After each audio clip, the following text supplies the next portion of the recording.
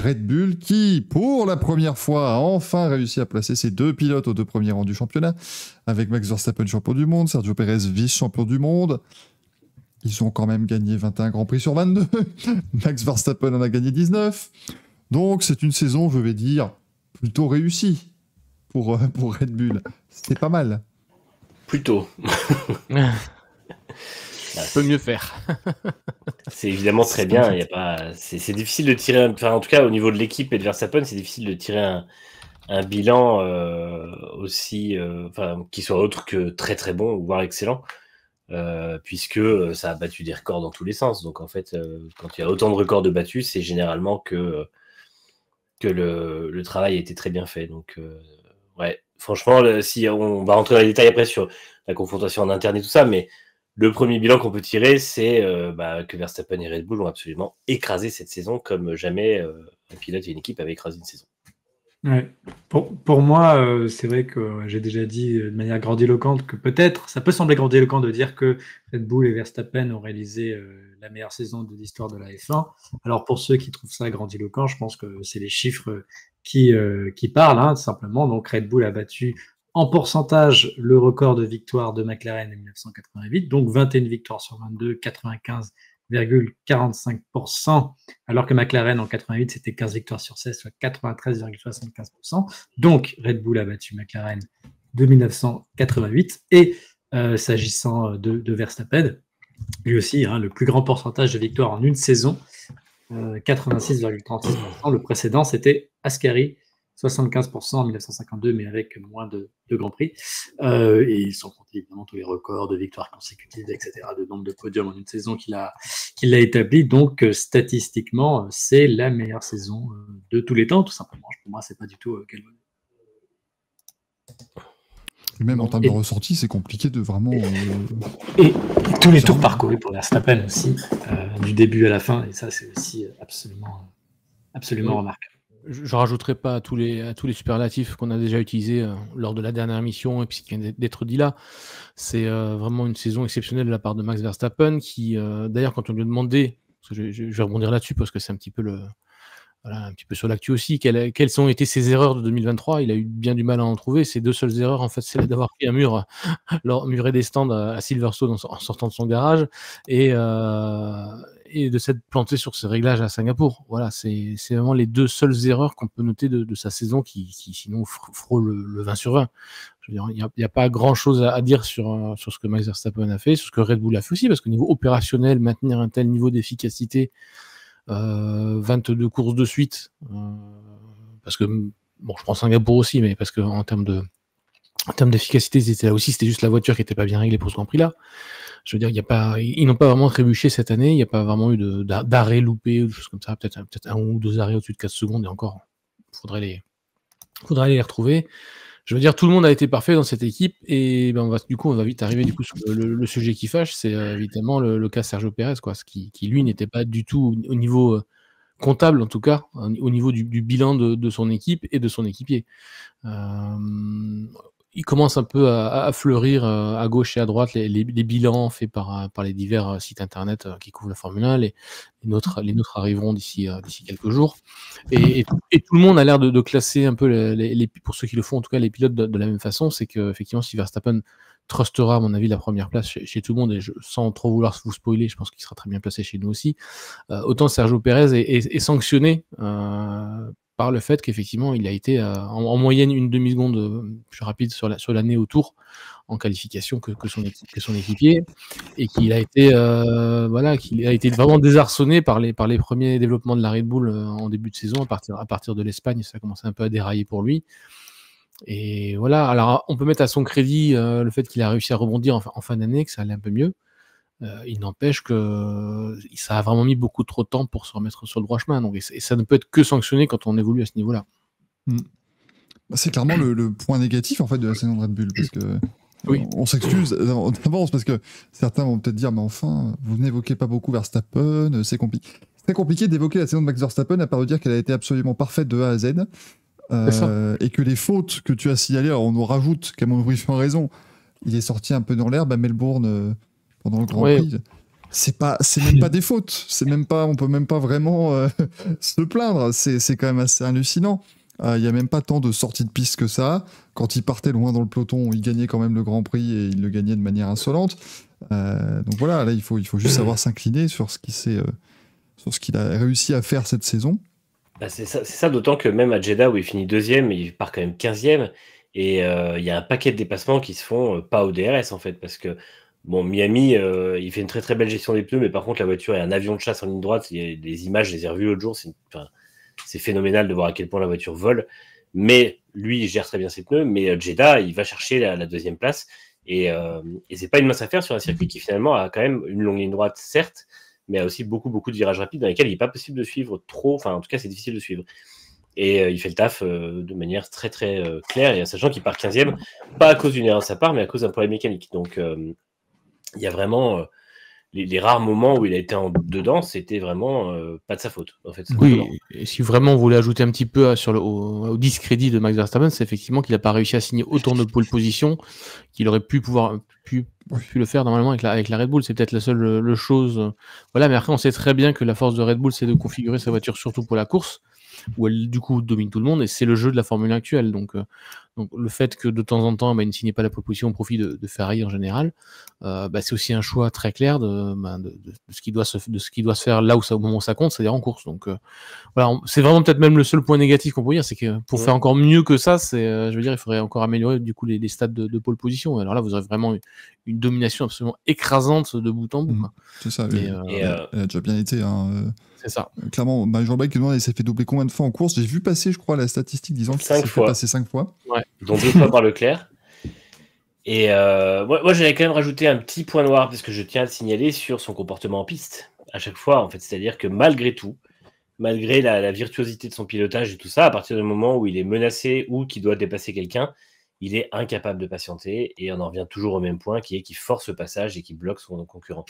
Donc c'est toujours le point noir que je signale chez Verstappen. Je le signale tout le temps, et je sais que des fois on me reprend pour ça, mais c'est vraiment dommage, parce que à la limite, il n'y aurait pas eu pour moi ces conneries-là et peut-être un peu plus de pôle. C'était un 20 sur 20 cette année. Mais malheureusement, parce que bon, après on ne peut pas lui demander de gagner les 22 courses non plus.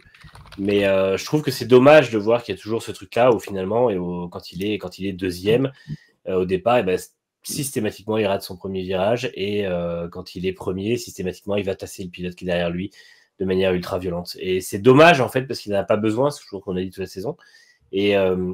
Et j'aimerais vraiment l'an prochain, s'il est un peu plus challengé que ça, qu'il se montre un peu plus clean en piste, et qu'on le voit vraiment se battre avec les autres. Parce qu'en fait, je suis sûr que Verstappen, s'il laissait la place aux autres et s'il laissait le temps aux situations de se décanter toute seule, il serait encore plus un compétiteur, dans le sens où les luttes en piste seraient folles. Parce que les rares fois où il l'a fait, que ce soit avec une ou deux fois avec Hamilton et une ou deux fois avec Leclerc, ça a été vraiment complètement dingue. Donc c'est dommage qu'il ne le fasse pas plus souvent, parce qu'en fait les plus grands gagnants, ce serait lui dans sa réputation et nous dans ce qu'on verra en tant que spectacle. Mais voilà, c'est vraiment le point que... Je reprends le rôle quand même de sympathie avec Max Verstappen, parce que bon, on dit quand même qu'il fait une super saison, je veux pas qu'on... Ah non, moi après, encore une fois, c'est vraiment parce qu'il faut chercher, parce que un pilote n'a pas 20 sur 20 et qu'il faut chercher les défauts, et c'est les peu de défauts. Encore une fois, niveau performance, il maintient un niveau tout au long des 22 courses qui est pour moi le même niveau qu'il maintient tout au long des 21 courses l'an dernier et des 21 courses en 2021. C'est-à-dire que ça fait littéralement 3 ans que Verstappen n'a pas de point faible en performance. C'est ça qu'il faut se rendre compte. Ça fait 3 ans que, donc ça fait l'équivalent de 64 courses qu'il est à son meilleur niveau, tout simplement. Chaque week-end, chaque séance d'essai, chaque qualif, chaque séance d'essai le vendredi matin, il prend le meilleur temps dès son premier tour. En qualif, il s'installe directement en tête. En course, il est toujours dans les premiers au départ, et quand il dépasse, c'est pas de sa faute. Et là-dessus, il n'y a rien à dire. Enfin, je veux dire, on peut pas. Même si on était de mauvaise foi et qu'on disait il est pas au niveau de ça, les chiffres et les faits sont là pour nous rappeler qu'on aurait tort. Donc, de toute façon, il n'y a rien à dire pour moi sur le plan de la performance. Là, ce qui m'impressionne, c'est qu'il n'a. Parce que ça, pour moi, ça correspond et ça rejoint plutôt ce qu'on disait sur le nombre de fois où il s'est fait dépasser cette année. Il n'a jamais terminé une course moins bien que là où il s'est qualifié. Ce qui est quand même... c'est-à-dire que c'est pas... Rassurez-vous, ça n'est pas une attaque gratuite ou quoi que ce soit, mais ces 12 pole positions, par exemple, il les a toutes converties. Ensuite, on rajoute évidemment... on rajoute encore 7 autres succès. Mais par exemple, oui, Arabie Saoudite, il part 15e, il fait 2. Enfin, de toute façon, cette saison, il a fini premier ou deuxième. et En fait, 5e c'est à ça. Singapour. Il n'y a qu'une course où il finit pas premier ou deuxième. Donc, et il n'y a que 3 courses où il finit pas premier, en fait. Voilà, là, c'est quand même un niveau de domination qui est impressionnant. Mais Sergio Pérez, Juste pour rajouter Ah, sur vas-y, Verstappen, vas-y. un petit point négatif quand même aussi, mais c'est plutôt aussi son comportement aussi, ses déclarations hors piste, qui sont. Alors on apprécie l'honnêteté du pilote. Moi, le Ah premier, oui. j'adore effectivement le fait qu'il dise ce qu'il pense, mais il est parfois un peu trop brut quand même dans sa manière de dire les choses. Ok, il aime pas les sprints, ok, il aime pas le show qu'il y a eu à Las Vegas. On avait d'ailleurs débattu en disant d'ailleurs que ce show ne leur aurait pas demandé énormément non plus de temps, ce fameux mercredi soir où ils ont dû s'afficher sur une plateforme. Voilà, et des fois un peu trop brut, des fois pas assez reconnaissant envers ce que la Formule 1 lui apporte. Après, il le justifie par le fait que lui, la Formule 1, c'est un sport, c'est ce qu'il aime faire et il vient que pour ça, il vient que pour la course, la compétition et tout ce qui est à côté, ça l'intéresse pas. Et c'est probablement vrai, mais comme tout pilote de F1 qui a du succès, ben, il doit vivre aussi avec la célébrité, avec le fait d'avoir de la notoriété, le fait de devoir rendre au public du temps, des sourires, et montrer qu'il aime ce qu'il fait aussi. Et en fait, dans pas mal de ses déclarations de fin d'année, certes la fatigue joue beaucoup aussi, mais il a été un peu trop cash, je trouve, avec le sport. Qu'on soit assez d'accord avec ce qu'ils disent, moi en partie en tout cas, mais voilà, je pense qu'effectivement il doit mettre de l'eau dans son vin, et pour que même son père en vienne à lui dire qu'il faut se modérer pendant un Grand Prix de déclaration, donc c'était à Las Vegas justement, c'est qu'effectivement c'est quand même allé un peu trop loin. Donc voilà, c'était juste pour le côté un peu hors piste, c'est vraiment pour chercher voilà, on cherche la petite bête là, c'est que voilà, c'est qu'est-ce qui fait qu'on donne pas un 20 sur 20 à Max Verstappen et qu'on descend sur un 19,5 ou un 19,3 ou je sais pas quoi.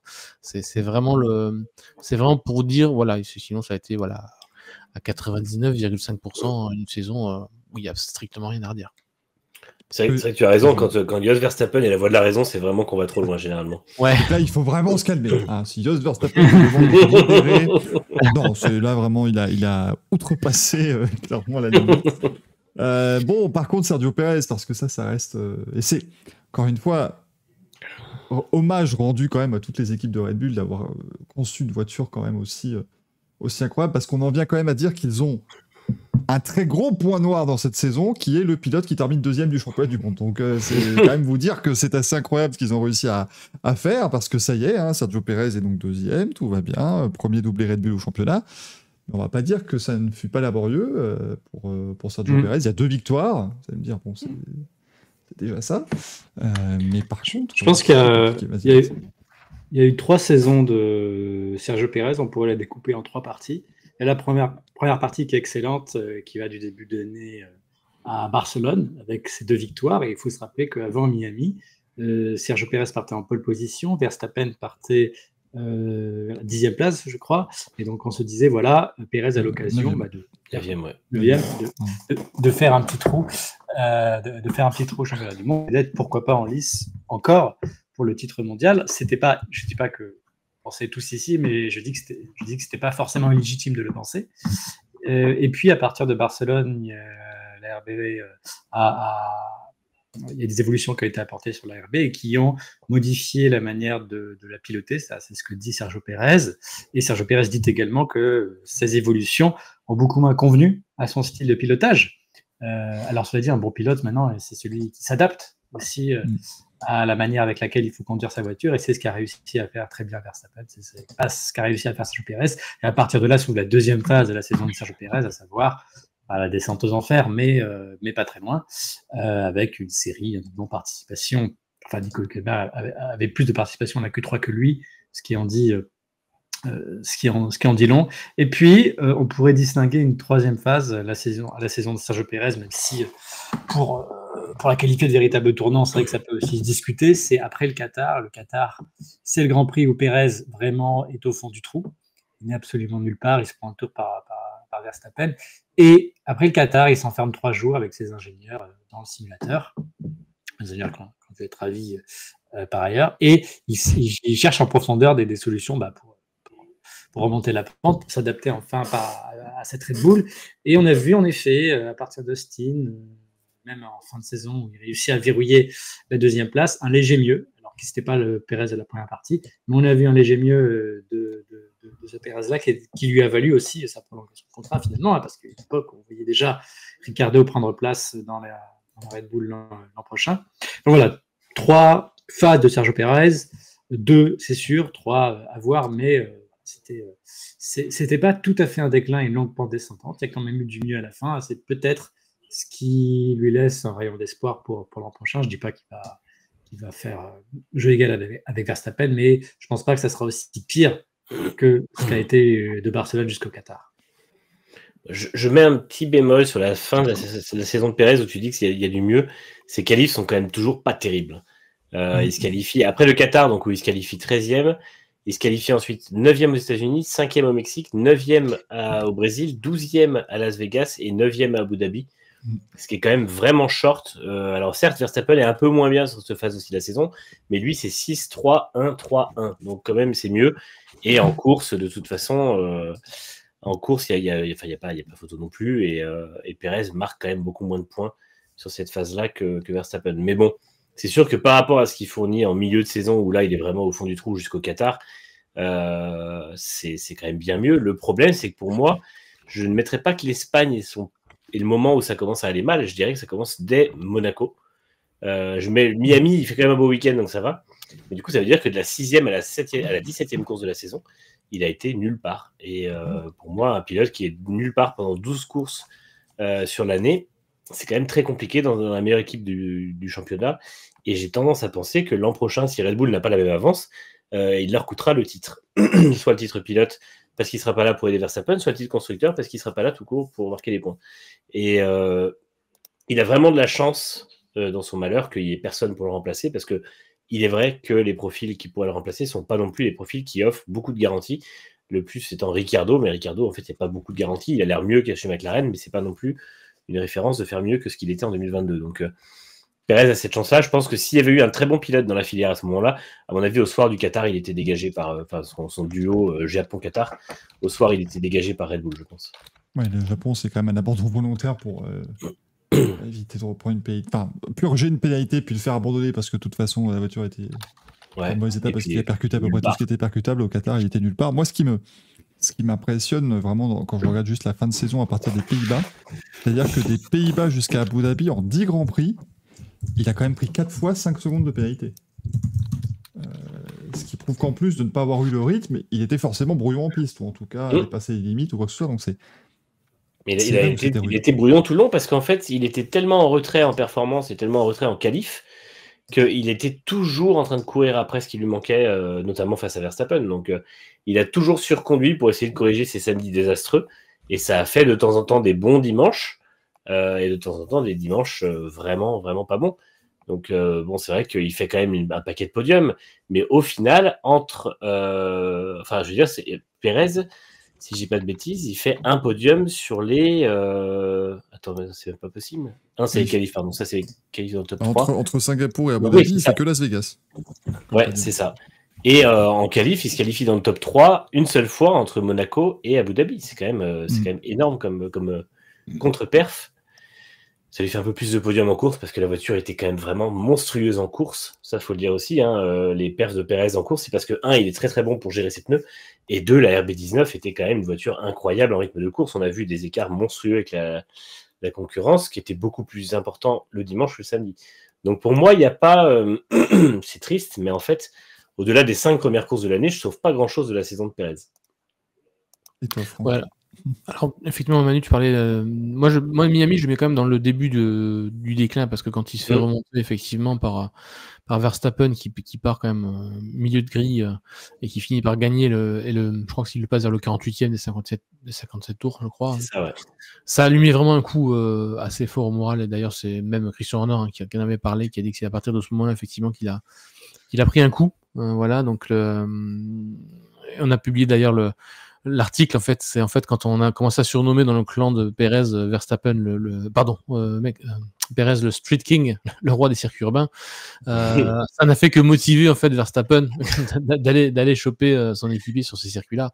Et voilà, et il faut pas grand-chose pour titiller à Max Verstappen. Donc voilà, donc à Miami, voilà, c'était le début de la grosse claque, on va dire. Et le reste à suivre, je vais pas répéter ce que vous avez dit, c'est totalement juste et vrai. Ce qui sauve effectivement la saison de Pérez, c'est le rythme de course de la Red Bull, clairement, et son aptitude à bien gérer les pneus. Parce que sans ça, effectivement, à partir forcément toujours dans le bas du top 10, voire même des fois au-delà, s'il n'y avait pas ce rythme de course-là, et ben oui, effectivement, la deuxième place au championnat, on n'en parlerait pas aujourd'hui. Après, je suis pas certain qu'il se serait forcément fait virer Manu Militari après le Qatar, parce qu'il était encore deuxième au championnat et que Red Bull voulait absolument ce résultat parfait, doublé titre pilote, doublé titre constructeur et double championnat pilote. Donc voilà, je pense pas qu'il l'aurait. Mais par contre, oui, je pense qu'en fin de saison, il aurait été vraiment, on lui aurait vraiment dit au revoir. Maintenant, comme tu le rappelles, Manu, la fin de saison en qualification n'est toujours pas excellente non plus. Les écarts ont été par contre un peu plus réduits, parce que la fin de saison entre les équipes a été beaucoup plus serrée. On était très facilement sur des écarts à moins d'une seconde des fois en qualification. Et quand on a un Pérez qui va mieux, c'est-à-dire qu'au lieu d'être à 1 seconde 2 des fois, ou 1 seconde 3, même je crois que c'était vraiment le pinacle de ce qu'il a dû subir. Je crois que c'était en Belgique d'ailleurs. Hein. En Belgique, effectivement, il a pris 1 seconde 2, 1 seconde 3 tours. On part d'un circuit de pilote. Hein. Et Suzuka pareil, hein. Sur des circuits monstrueux comme ça où Pérez se prend une valise par rapport à son équipier, effectivement il y a de quoi interroger dans l'équipe, mais voilà, s'il n'y avait pas effectivement d'alternative derrière pour le remplacer lors de la saison qui va venir, en tout cas il est déjà fortement prévenu. Horner a dit que toutes les options aussi bien en interne qu'en externe sont ouvertes pour 2025. Certes, l'option de le renouveler aussi sera quand même sur la table, mais avec des Lawson qui poussent, des Tsunoda aussi qui progressent, un Ricciardo qui pourrait de nouveau retrouver toute sa santé, son mental, sa passion pour la F1. Alors pour l'instant, c'est toujours pas si ça va être AlphaTauri ou Racing Bulls, mais on va tous mettre une petite pièce sur Racing Bulls. Hein, on attend tous cette fameuse liste d'engagés de la FIA qui est toujours pas tombée. Donc voilà, il sait forcément qu'il est sous pression. Et qu'effectivement, comme tu dis, Manu, si la saison prochaine, les écarts sont encore plus resserrés et qu'il n'est pas capable de s'inscrire rapidement comme la deuxième force du plateau en championnat pilote, peut-être qu'effectivement Red Bull n'atteindra pas plus de quelques grands prix pour le remplacer. Et je ne serais pas étonné de ça, quoi. Maintenant, on sait tous qu'il y a aussi des gros engagements contractuels avec Red Bull au Mexique et tout ça, parce que oui, ça a marché énorme là-bas, il y a une popularité énorme aussi, et que détruire l'image de Red Bull au Mexique et toute la partie aussi latino qui est aux USA, qui est aussi très qui supporte aussi énormément Pérez, c'est aussi, voilà, commercialement, il faut gérer ça de la bonne façon si jamais ça doit se faire. Voilà, on avait déjà parlé il y a quelques grands prix quand il était en délicatesse, mais voilà. Sinon, voilà, on n'a plus qu'à espérer pour lui que ça aille mieux. Il vise le titre l'année prochaine, c'est ce qu'il dit. Donc, Rubens Barrichello. Oh là là, mais c'est incroyable. Mais de toute façon, après, vous êtes pilote de F1, vous pouvez pas dire autre chose non plus. Donc voilà, je ne vais pas dire je vise d'être deuxième. Alors aussi, pour dire je vise d'être deuxième en titillant mon équipier jusqu'au maximum possible. Oui, au pire, voilà, ça sera déjà un très beau résultat. Mais voilà, malheureusement, je ne le vois pas tant que Verstappen est sur cette courbe de progression, parce que pour l'instant, Verstappen n'est pas du tout sur une courbe de progression qui est en train de se ralentir ou même de redescendre. Il est toujours sur une courbe de progression ascendante, certes moins ascendante qu'à ses débuts en F1, mais pour l'instant, il est toujours sur un rythme qui est absolument fou. Donc on pourrait encore imaginer que Pérez se reprenne une autre volée de bois vert l'an prochain. Et ouais, là, du coup, je la souhaiterais bien bonne à qui serait associé à Max en courant 2024 ou 2025. Oui, après, voilà, effectivement, il est bien obligé de jouer le titre, sachant que bon, il a la meilleure voiture pour l'instant. Elle risque encore d'être très bonne. Il est obligé de dire ça, parce que d'un autre côté, voilà, s'il vient tout de suite dire que de toute façon, il va se prendre une valise par Verstappen, il risque fort d'être le cas, mais c'est rarement une bonne manière de venir se présenter aux médias en disant alors, renouveler après, ressourcer peut-être après cet hiver. Oui, écoutez, on va essayer d'être à moins 1 seconde de max, hein, on va faire des Q3, on va faire des podiums et ce sera super. Ouais. De quelle taille la valise? Bagage cabine ou supplément soute? Là, je vous dis, celle que je prends chez Ryanair, elle ne rentre pas, c'est factuel, donc voilà. Après, je pense qu'on peut, en fait, dans les perspectives 2024, pour lui, ce qui est inquiétant, c'est comment dire, l'espèce d'engrenage qui pourrait arriver derrière lui. C'est-à-dire que si Ricciardo fait un super début de saison et lui non, Ricciardo passe chez Red Bull et en fait, il y a Lawson derrière pour le mettre où on sait qu'il fera le taf. Du coup, il n'y a pas vraiment de raison, si Ricciardo est au niveau, d'attendre avec Pérez. Alors oui, il y a l'image de Red Bull au Mexique, Mais en même temps, Red Bull Racing, je pense qu'ils s'en foutent un peu au bout d'un moment, à mon avis. Ouais, Ça- on avait dit Oui, c'est le rêve de Horner, ça, de remettre Ricciardo. C'est le rêve de on Horner. avait dit la même chose sur Albon et la Thaïlande, où Red Bull, héritier de Red Bull et Thaïlande, bon, bah, ça les a pas empêchés de dégager Albon assez vite. Je disais dans le chat tout à l'heure, il faut vendre des canettes, ne l'oubliez pas. Oui, pour expliquer pourquoi il faudrait virer Pérez. Oui, enfin, excusez-moi, je pense qu'avec Verstappen, ils en vendent des canettes quand même. Hein. C'est quand t'as le champion du monde de F1. De toute façon, ils n'ont plus besoin de la F1 pour vendre des canettes, ils n'ont plus besoin de vendre des canettes pour la F1. Aujourd'hui, c'est deux entités totalement différentes. Il ne faut pas oublier que Red Bull a lancé Red Bull Racing en 2005, et a financé l'équipe jusqu'en 2012 ou 11, mais à partir de 2011-2012, l'équipe est devenue bénéficiaire en fait. Donc c'était vraiment, il n'y a plus besoin de l'un ou l'autre en fait. Donc pour moi, c'est vraiment des liens qui n'auront pas de poids au moment de décider si Pérez est complètement à la ramasse, de décider de virer. Et je voulais juste terminer son bilan 2023 par deux petites statistiques vraiment douloureuses. La première, c'est que la position moyenne de Verstappen en course sur l'année, c'est 1,27, donc c'est déjà colossal. Lui, c'est 4,50. Et en qualif, la position moyenne de Max Verstappen est 3e, sachant qu'il a quand même une 15e place qui n'est pas de sa faute. Et celle de Pérez, c'est 9,09. Donc c'est vraiment... de justesse en Q3. Voilà, c'est ça. Donc c'est même au-delà de 10, hein. Je crois que c'est 11 en deuxième moitié de saison. Oui, en deuxième moitié de saison, ouais. Mais il a des positions moyennes en qualif qui sont moins bonnes que Alonso, que Hamilton, que Leclerc, que Norris. Il est tout juste devant Piastri en position moyenne. Il est derrière Russell, derrière Sainz, et évidemment derrière Verstappen. Donc c'est quand même très douloureux. Norris qui n'avait pas une fusée en début de saison aussi. Piastri non plus. Piastri non plus, oui. Mais... Et Alonso qui n'avait pas une fusée en fin de saison. Donc, ouais. Manu qui me fait penser qu'il faut ressortir tous les chiffres effectivement qu'on a compilés en vue des bilans.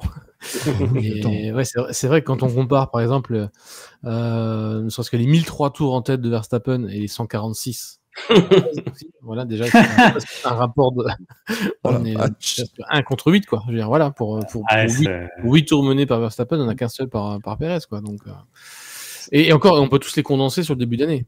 Clairement, les 146 tours. Voilà. Donc... Oui, il en a fait un bon paquet rien qu'en Azerbaïdjan. Hein. Après les chiffres, on passe aux lettres maintenant. On sonne. Non, mais ça attend parce qu'en plus, Azerbaïdjan, Arabie Saoudite, parce que là, l'histoire vraiment. Donc c'est 146 tours au total, Franck, hein, c'est ça qu'il a mené. Parce que du coup, en Azerbaïdjan, il a mené. Oh non, mais Stat F1, pas maintenant, pas après tout ce que tu as fait. Charge. Je t'en supplie, Stat F1 qui doit nous carry. Donc il a mené 42 tours en Azerbaïdjan et 47 en Arabie Saoudite. Ça fait 89 déjà quand même. Hein. Et puis à Miami, il a dû en mener un bon... pas une bonne quarantaine. Hein. Donc, donc on les a quasiment tous en 100 Grand Prix. C'est ça. C'est assez prodigieux, effectivement. Ouais, c'était... Bon. Il doit y avoir quelques tours après aux échanges de place, voilà, quand Verstappen avait dû rentrer au stand, ce genre de choses. Bah, il mène un peu en Belgique. Avant de se faire remonter dessus comme un avion par Verstappen, mais il a mené techniquement. Donc voilà, maintenant on verra effectivement ce que ça va donner la saison prochaine. Mais en tout cas, Red Bull, bravo, ça, rien à dire. Excellente saison. S'il vous plaît, un peu moins bien l'an prochain. Oui. Pas beaucoup moins bien, mais un peu. Juste. Max a dit au Galalefia qu'il se contentera de 10 victoires. Donc... Ah bah c'est bien déjà. Ça fait déjà presque 2 fois moins. Est-ce qu'il a... Et là, ça m'étonne, il n'y a pas eu de site qui a fait un article genre Verstappen est convaincu que la RB20 sera beaucoup moins bonne, il s'attend à gagner beaucoup moins de courses. FA doit l'avoir écrit, il faut juste qu'il le publie. Il est mauvais esprit. Oh, ça dénonce. Alors qu'on sait très bien qu'ils attendent plutôt que Next Gen l'écrive d'abord. Alors c'est depuis le gars là, celui-là. C'est plutôt comme ça que ça se passe. Slim, juste 500 tours menés de moins. Voilà. Si Max emmène une 500aine au lieu de 1000, déjà, ça sera pas mal. Ça sera un peu plus serré derrière. Sinon, après, il peut aussi emmener que 200 et on peut avoir une vraie saison disputée, même s'il est champion à la fin, on s'en fout. Mais au moins qu'on y croit jusqu'au bout. Tu vois qu'arrivant à Abu Dhabi ou même à l'avant-dernière, on a encore 3 pilotes qui puissent être titrés. Alors, est-ce que tu dirais la même chose s'il mène à chaque fois le dernier tour de chaque Grand Prix? Non, mais ça veut dire que du coup la saison sera pas disputée et qu'au Japon c'est torché. Mais incroyable. Max Verstappen a mené 24 tours cette année et pourtant il a explosé tous les records. Là, se lance, en fait, il attend juste le dernier moment pour passer. Michael Massey like ça. Le problème, c'est que Perez en aura mené 1200 et qu'à chaque fois Verstappen sera resté dans son DRS. Et à la fin, allez, je te passe. Let Max pass for the championship. 24 deuxième place pour Perez, qui vraiment a fait une bonne saison, mais qui aura été distancé. On est vraiment en train d'envisager un scénario de 24 doublés de Red Bull. Le bull leader mexicain.